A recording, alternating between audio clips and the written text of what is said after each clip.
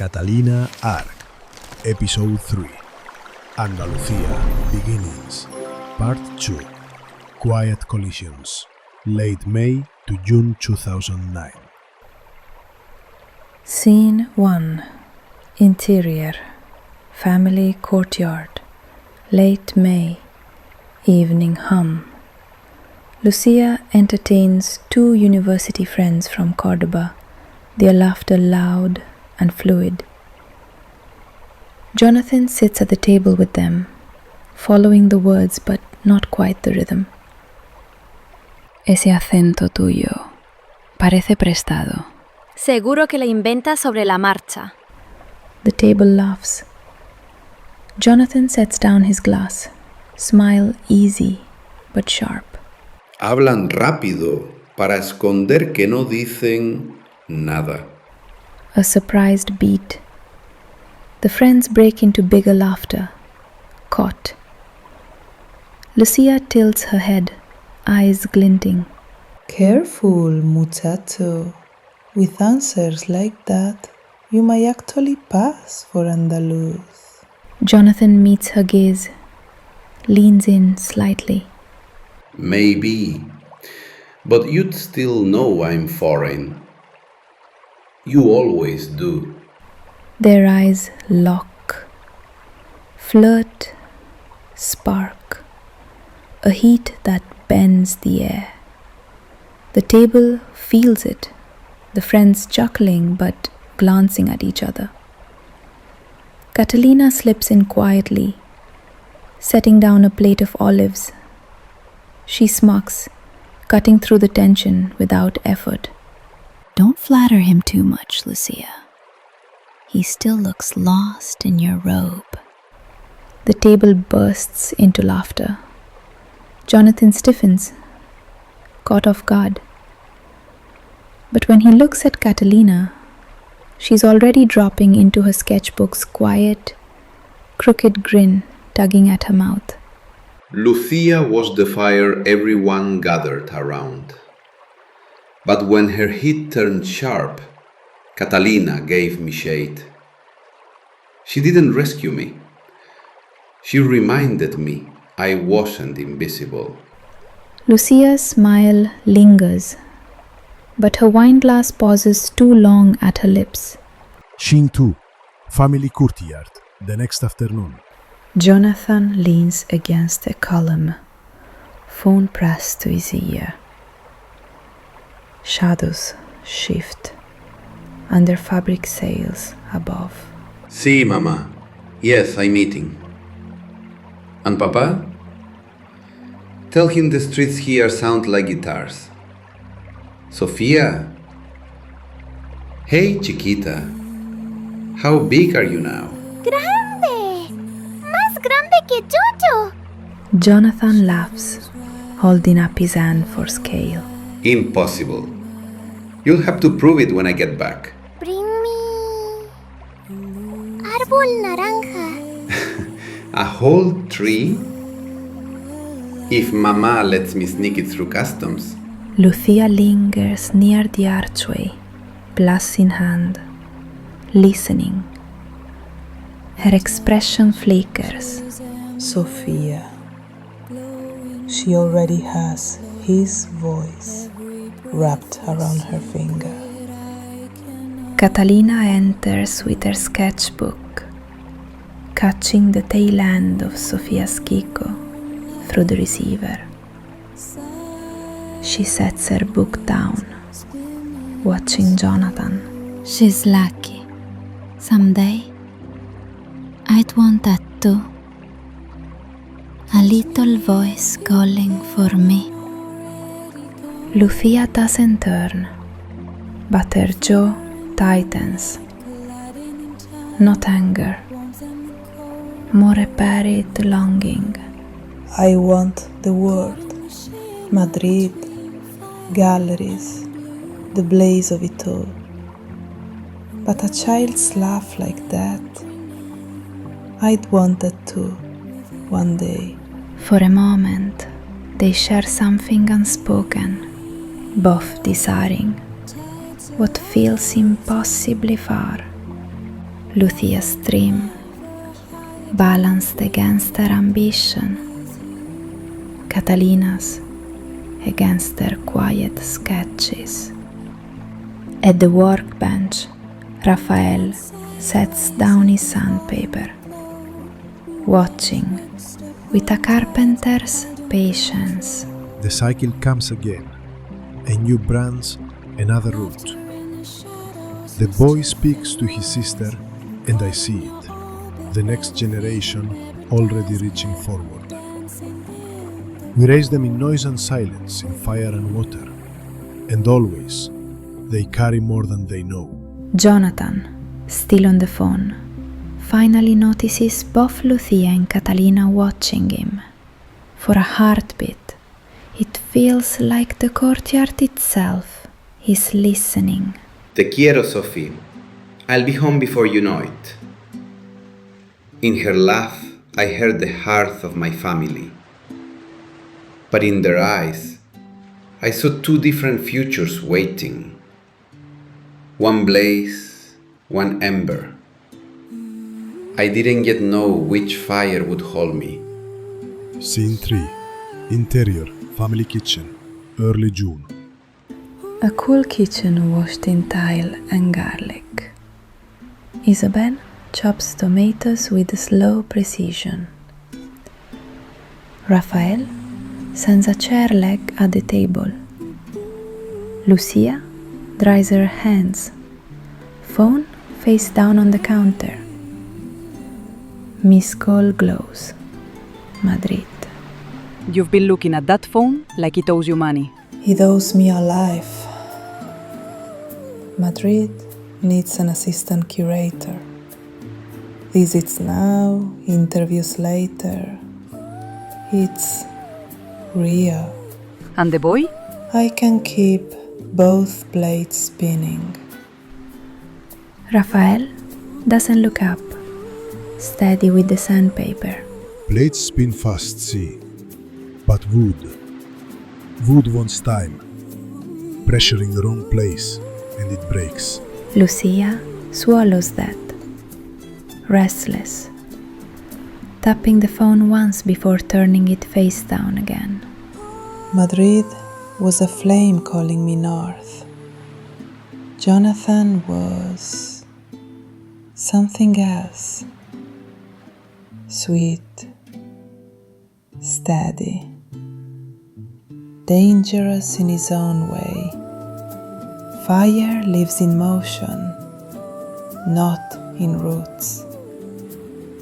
But sometimes I wanted both. Through the window, Jonathan crosses the courtyard, books and notebook in hand, half inside this world, half already dreaming elsewhere. Scene 4. Courtyard, evening, mid-June. String lights sway between lemon trees, warm dusk settling into night. A long courtyard table crowded with family, laughter, clinking glasses, Raphael's kids darting under chairs. Catalina, 18, sits at the center, sketchbook tucked under her chair. Isabel sets a small cake before her, uneven candles flickering. Make a wish, mi niña. The courtyard hushes. Catalina closes her eyes. A stray breeze steers, threatening the flame. From diagonally across, Jonathan leans forward, about a meter away, instinctively raising his hand to shield the candles. He doesn't even notice himself doing it. Catalina opens her eyes, catches the gesture. A crooked half smile blooms, open, grateful, before she blows the candles out. Applause erupts. Jonathan leans back, unaware of what is left behind. 18. Old enough to know better, young enough to try anyway. Laughter, Catalina rolls her eyes, but her glance slides back to Jonathan. Lucia slides a slim parcel across the table. Catalina unwraps it. A sleek sketching pen. Fine, expensive, Madrid quality. For the artist. Now you can stop stirring my lipstick to draw with. Catalina laughs, kisses her cousin's cheek. Lucia smiles, restless, her gift already pointing north. A guitar starts in the corner. Isabel hums. Raphael lifts his glass, surveying them all. To Catalina, may you always choose your own heat. Glasses clink. Wine swallowed. It was Catalina's night. Simple, golden, alive. But even here, shadows stretched. Lucia's gift spoke of elsewhere. My hand had meant nothing, and yet it stayed with Catalina. One cousin carried a flame north. The other held a warmth I didn't yet understand. Candles burn low. The courtyard hums with music and chatter. Catalina tucks the pen away. Crooked smile lingering. Scene 5. Lucia's bedroom. Late June. Night air drifts through the open window. Jonathan writes at the desk, pen scratching. Lucia perches on the bed, phone buzzing again. She silences it, gaze fixed on him. Madrid was a fire calling me north, a life that burned all night. If I chose it, Jonathan would be gone. She studies him, steady, unreachable in his focus. But another path waited here. Jonathan himself. Not just nights stolen, but a child's laugh, a home built on roots. If I chose him, Madrid would bend or break. Jonathan pauses, pen still.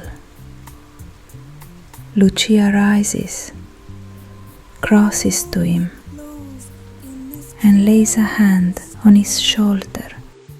The gesture is grounding, like a hearthstone set in place. He turns. You don't have to burn for me, Lucia. Just stay. That's all I ever need. Her breath catches. She pulls him into a kiss, fierce, urgent, fire consuming the quiet. He lets her, notebook falling to the floor. He asked me for quiet. I gave him fire. I gave him warmth. For one night, I believed it was enough. The phone buzzes again on the desk. Neither look. Flash forward. NYC, 2017. Catalina's apartment. Evening. Suitcases by the door. Lucia sits on the sofa beside her husband. Across the room, Jonathan helps Catalina open a bottle of wine. Laughter drifting between them. Lucia's hand rests on her husband's arm, but her eyes catch Jonathan in the kitchen light. The memory of her hand on his shoulder years ago, the kiss that followed, flares inside her. I carried that night with me, fire and hearth in the same breath. And now, here he is again, in my cousin's home. The life I chose beside me. The life I left, still burning. Scene 6. Family courtyard. Next morning, early July 2009. Soft light spills into the courtyard. Jonathan sits at the table, writing in his notebook, pen scratching steadily. Catalina helps Isabel arrange fruit in a shallow bowl. Oranges, figs, grapes. The quiet rhythm of morning. Upstairs, faintly, Lucia's laugh carries on the phone. Madrid in her ear. Catalina glances at Jonathan, steady with his pen. She heard him ask for quiet and still gave him fire. But I listened. I saw the river in him, patient, waiting. And I knew I could stay. I knew I could be the quiet he needed. Jonathan pauses, absent-mindedly sketching a shape in the margin of his notes. The outline of a lemon tree. He doesn't realize what he's drawn. He looks up. Their eyes meet. Not a smile, but recognition. The faint sound of Lucia's laugh drifts down again, thinner than before. No one plans to choose, but fire leaves ash. Rivers keep moving even in silence. The camera lingers on his page, the half-formed lemon tree among lines of text. Fade to black.